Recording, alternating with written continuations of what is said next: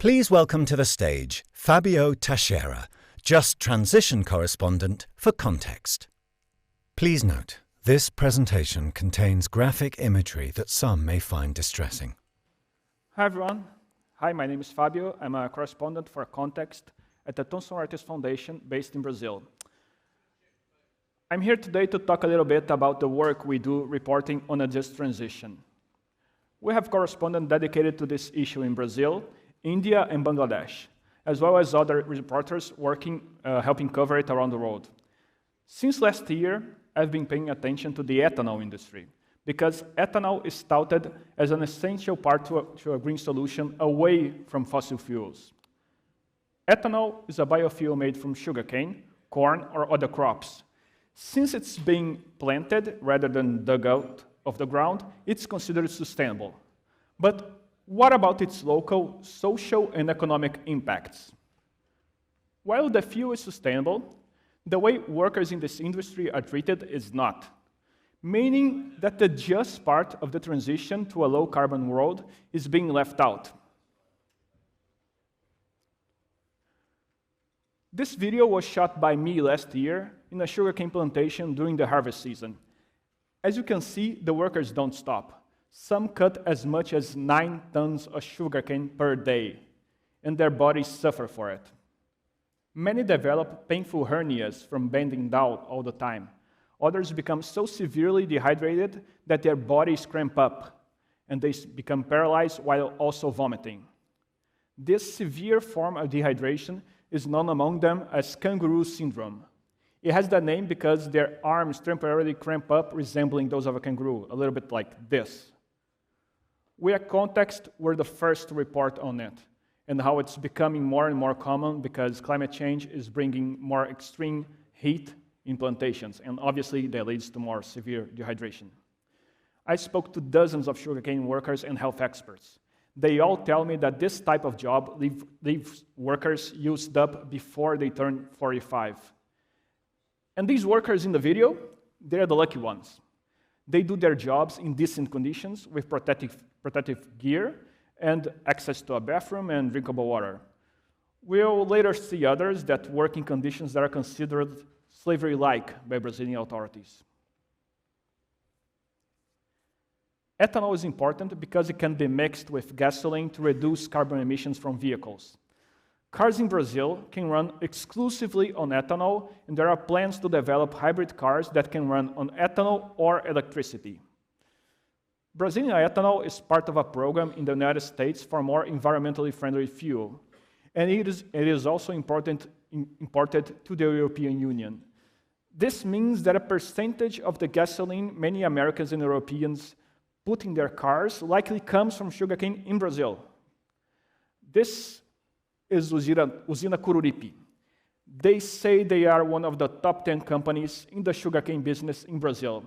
They have over 8,000 employees and produce more than 500 million liters of ethanol every year. Coruripe has a certification for sustainability from Bom Sucro. This certification is obtained by sugarcane companies that want to import sugar or ethanol to Europe. Bom Sucro is a body recognized by the European Commission. This is important, keep that in mind because this is going to be important like in a few minutes. Coruripe is also authorized to export ethanol to the United States. In Brazil, Coruripe is part of a decarbonization program where fossil fuel distributors buy green credits from companies that earn them by producing ethanol. These credits can be a money-making machine for companies like Coruripe. Coruripe says it's a sustainable business. It even has that little bit at the bottom, no, not quite at the bottom, that it says it has respect for people. As you can see, the man is wearing a hard hat. This is going to seem very ridiculous and sad in about 5 minutes. This building here was raided by labor inspectors in the state of Minas Gerais. 9 workers were found living there, but it's not actually a house. They were sleeping in a garage. Those workers were subcontracted to work for a supplier of Usina Coruripe. The workers were from Maranhão, a very poor state over 1,000 kilometers away from Minas. It took them 3 days by bus to get to Minas. So these workers were recruited and transported from their homes to live in a garage. Most had no money to go back. There, they worked almost 12 hours a day, 6 days a week, manually planting sugarcane, which is almost as backbreaking as harvesting it. In some cases, workers were being housed over 100 kilometers away from the plantation. They could take as much as 2.5 hours just to get there. One worker said she got less than 4 hours of sleep sometimes because she had to wake up at 3:30 a.m. to wait for the bus to take her to the plantation. In Brazil, slavery is defined as forced labor, but also covers degrading conditions, long hours that pose a risk to health, and any work that violates human dignity. Labor inspectors decided that these workers they found were in slavery-like conditions. Coruripe told Context that it has been wrongly fined by the labor inspectors and that it has cut ties with the suppliers involved in the case and instituted an inspection task force to check up on suppliers periodically. But that does not change the fact that the inspectors found Coruripe to be the workers' real employer and the people responsible for the conditions the workers were in. In any case, the fact is that inspectors were too late. One of the workers had already died. We'll talk about him very soon. I want to throw some numbers at you guys. This is a ledger the human trafficker used to keep track of how much to pay each worker every day. As you can see, there are a few Fs down there. That means the worker missed that day. He didn't show up. If you don't work, you don't get paid. No excuses, no sick days. Their only chance to rest was on Sundays, and you only get paid for production. There is no base pay. In Brazil, when you transport workers from one place to another, you're supposed to provide for them. For example, I'm in London with you guys because the foundation paid for my ticket, for a hotel, and for my meals. These workers had none of that. They paid their traffickers $70 each for their bus fare and had to chip in another $120 for the privilege of living in the garage. They had to pay for everything they ate. According to this ledger, the most a worker was paid in a day was $70. But some workers were earning less than $10 a day. This is not an exception. Since last year, we at Context have reported on 5 different cases of slave labor in the ethanol industry. But one important thing is that the situation was not always this bad in Brazil. It was actually improving until 2017. Sugarcane has been cultivated in Brazil for over 200 years. Child labor and modern slavery were common. But in the early 2000s, the government started sending labor inspectors to plantations and freeing workers at a rate never seen before. This culminated in 2007, when more than 3,000 workers were rescued from sugarcane plantations in that 1 year. This number is still a record to this day. After that, labor authorities met with sugarcane companies and made clear that conditions had to improve, or the raids would continue. And conditions did improve, both because of the threat of inspections, but also because the industry was mechanizing.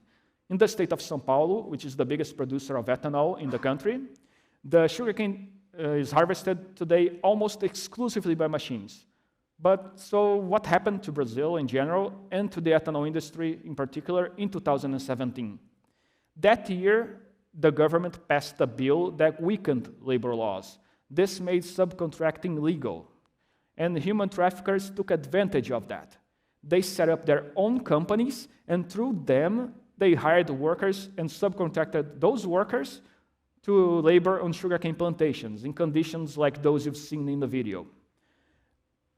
The number of slavery cases detected started to rise again and has reached 352 so far this year. Since those early days of massive raids, sugarcane companies have rebranded as sustainable businesses. But they only pay attention to the environmental side and almost none to the social aspects. and international buyers have turned a blind eye. I have two pretty good examples of that happening. Remember that I said Bonsucro is recognized by the European Commission? Yeah, well, in 2017, a labor prosecutor was tired of finding labor abuses in sugarcane companies certified by Bonsucro. So he sent a letter to the European Commission asking it to withdraw its recognition of the Bonsucro certification as a whole. The Commission declined to do so. They said that labor issues were better left to national authorities. The Bonsucro certification, by the way, claims to ensure that sugarcane meets not only environmental but also social standards. In a response to us, Bonsucro said that it was revamping its certification system and that there is a constant effort for the continuous improvement of its standards. This second example was after I filed my first ethanol investigation. We found there that one firm called Delta that was using slave labor had a loan from the International Finance Corporation, the World Bank's private sector arm. The loan was of about $80 million and was, among other things, to improve social and environmental standards at the company. I contacted the IFC about this, and they told me they took the allegations seriously and that they would continue to work with the company on issues related to labor and working conditions. Guess who I found out was still using slave labor a year later? The same company, caught twice in about a year's time. I contacted the IFC again this year, and this time they just said to me that the loan had been repaid and that they are no longer involved with Delta. So Delta took their money, did not improve conditions for workers, repaid the loan, and that's it, I guess. Clearly, this is not how a just transition is supposed to go. And to compound all that, climate change is making everything worse. As heat rises, these workers are facing more and more health hazards, with documented cases of plantation laborers who suffer from an extreme form of dehydration that can damage their kidneys. And some have even fallen dead while working due to the effort they went to under such dire conditions. This is how we have been covering this issue. This guy in the middle, this is me, talking to some workers in the state of Alagoas, a reporting trip that took me months of preparation. This type of work comes with some danger. I remember last year, when we arrived at the local community, we were being filmed by a person. He was a human trafficker working for a local sugarcane company. This man followed us around, and when we left, he tailed us in his car for a few kilometers. Luckily, we had people with us, sources that I had developed, who guaranteed our safety in this environment. Sorry. The story that resulted from this trip was done in partnership with David Sherfinsky, a context correspondent in Washington who helped me understand how the United States uses Brazilian ethanol. Partnerships like these are only possible because of the unique structure of the context news team, where most reporters are not in a single place, but are correspondents in different parts of the world. So when I need help from someone in Colombia, Brussels, or somewhere else, I can rely on them or contact one of our many stringers. You guys may be wondering, where did Fabio get that video? And how did he get a copy of the ledger? I've been working at the foundation since 2018, and I took the time to develop sources. Back in 2019, I went along with labor inspectors on a raid, 1 to 3 workers. There was a novice inspector there. It was his first raid. We bonded because it was also my first raid. And I think I earned his respect. He's now like a top official in the anti-slavery operations in Minas Gerais, where these raids on the ethanol farms took place. So it pays to develop good sources, and the foundation gives correspondents the time to do that. And how did I know that this company was allowed to send ethanol to the US, or that the European Commission refused to end the Bonsucro certification? Well, one of the advantages of having correspondents around the world is that they know how the local version of the Freedom of Information law works. My colleague, David Sherfinsky, he filed a request to the United States government. And in Brussels, a context reporter filed another. Through that, we got a list of Brazilian firms authorized to import ethanol to the United States. And in Brussels, we got the letter where the European Commission refuses to act. And finally, we do this taking care not to expose the people we talk to. Let's go back to the example that I gave of the dangers we faced during the story. When the human trafficker was filming us, we were in a community to speak to the wife of a worker who had died while harvesting sugarcane. I'll be honest with you guys, she told me a great story, but if I publish it, even if I anonymized her, I might have put her at risk. So we decided not to mention her, because for context, a good story is not worth putting someone in danger. To wind up our conversation, I want to talk about this boot and the man who owned it. His name was Alisson Moreira dos Santos. He was 35. He was one of the men living in the garage that I showed earlier. But when the inspectors turned up, he was no longer there. This boot is half of a pair that Dos Santos found in the garage. Since his employer never gave him any protective gear, he decided to wear it, even though it didn't fit him properly. Eventually, he developed a wound on his foot. This is rather gruesome, but I thought you should see the wound that the boot caused. His foot started swelling, but you remember those workers don't get sick days, right? So Dos Santos could not afford to miss work, so he kept going, and the wound kept getting worse. He had no money, so he was stuck in Minas Gerais, and his employer was of no help at all. Remember that guy in the hard hat in the corporate publicity for Coruripe? Yeah, that now seems like a sick joke. It's the law that in Brazil, where employers should provide workers with safety equipment, but they gave Dos Santos nothing. When he couldn't stand the pain anymore, he asked his wife for help. She got money from his mother, his grandfather, and his uncle to pay for the ticket back. When he arrived, his foot had already become infected. He died from sepsis about 4 days later. He arrived practically dead, his wife told the labor inspectors. This is the picture of Dos Santos and his wife, Lady Vânia Fonseca, on a beach in Brazil. They first fell in love when they were teenagers. They have two kids, one 10 and the other 4. According to his wife, he was a family man. He did not drink, he didn't party. His time off he spent either with his children or visiting his mother. His father says that Dos Santos was the best son-in-law he could wish for. Remember that Dos Santos was hired through a human trafficker. And this is a problem, because since there were no official records of him being employed, to the Brazilian state, it is as if he was unemployed. This means that the state won't provide his family with a pension that should be paid when workers die on accidents on the job. If Coruripe had hired him legally, his family would at least get that, if nothing else. He was the family's sole breadwinner. His family is now left destitute. The only income they have is a government stipend that amounts to about $120 per month. This is not enough to feed a family of 3. Fonseca is now having to juggle the care of both children while looking for a job.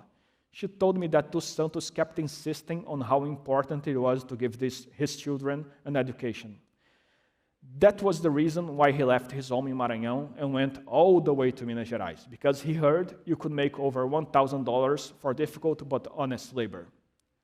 His 10-year-old daughter bought into the dream her father had. She wants to go to college, and she wants to become a lawyer. With Dos Santos dead, she'll most likely have to drop out before reaching college, so she needs to work and help her mother. My fear is not that we won't transition from a fossil fuel economy into a sustainable one. My fear is that the green transition is going to be built on the back of slaves and other workers whose rights are being abused. The motto of our site, Context, is know better, do better. The idea is that if we inform our readers, they will use that knowledge to improve the world. I don't blame anyone for not knowing that they might be driving on ethanol produced by slaves. Before this presentation, most of you were probably unaware that there's ethanol in gasoline, or petrol as you call it in the UK. But ethanol and other biofuels will likely play an important role in tackling climate change. And for it to also address the growing inequalities in this world, workers like Dos Santos need better treatment. And they don't ask for much. They want decent pay and working conditions, and to be able to offer a better future for their own children. If we don't help them achieve that, we can't claim we are achieving a just transition. Well, thanks for taking the time to listen to me. I hope my presentation has given you some food for thought. Please follow us and read our stories on Context. We have a podcast out on just transition. The first episode is about ethanol. You can scan the code behind me to listen to our podcast, and that also deals with this investigation. Thank you so much.